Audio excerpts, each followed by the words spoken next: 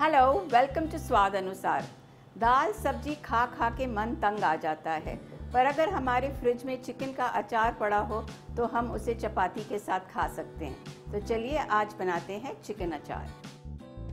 सबसे पहले हम डालेंगे 1.5 कटोरी सरसों का तेल। तेल को हम एक स्मोकिंग पॉइंट पे ले आएंगे और गैस बंद करके उसे ठंडा करेंगे।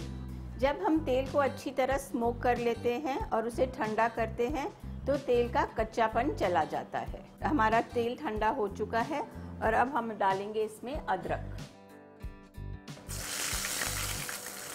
अदरक को हमने दरदरा पीसना है।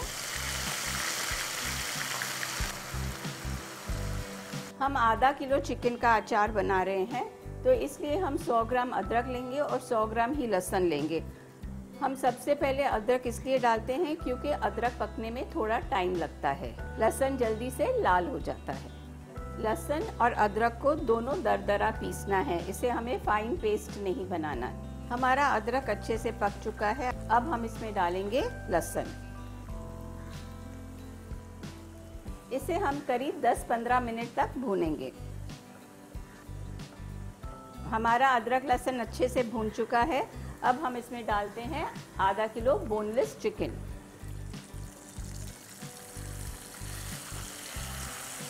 इसे हम खुले में पकाते रहेंगे जब तक हमारा चिकन पक ना जाए।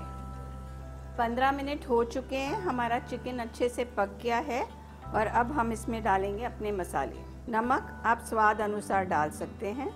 लाल मिर्ची पाउडर ये भी आप अपने स्वाद अनुसार डाल सकते हैं, आपको कितना तीखा चाहिए। और इसे अच्छे से हम चला लेंगे। अब आखिर में हम डालेंगे विनेगर। ये हम आधा कप विनेगर डालेंगे। हम विनेगर इसलिए डालेंगे क्योंकि ये प्रिजर्वेटिव की तरह हमारे अचार में रहेगा। विनेगर डालने के बाद हमें इसे 10-15 मिनट और पकाना चाहिए। अब हमारा अचार बिल्कुल तैयार है, हम इसे अब सर्व करेंगे।